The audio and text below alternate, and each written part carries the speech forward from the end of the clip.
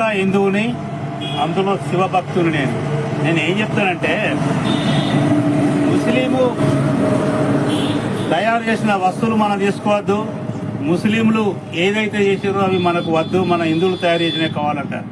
కానీ ఈరోజు ముస్లిం దేశాలలోకి వెళ్ళి పెట్రోల్ వస్తుంది, ముస్లిం దేశాలలోకి వెళ్ళి గ్యాస్ వస్తుంది, అది బంద్ చేయండి.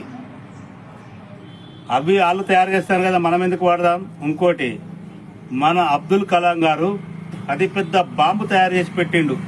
ఆ బాంబుతోనే వీళ్ళందరూ ప్రపంచమంతా గదగదలాడుతుంది. అది ముస్లిం తయారు చేసింది, వాళ్ళకి పంపిద్దాం.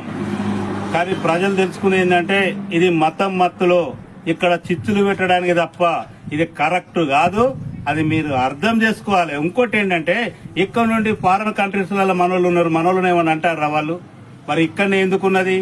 చిలికి చిలికి గాలివానగా తయారు చేసి ఇక్కడ కూడా యుద్ధాలు చేసే ప్రమాదానికి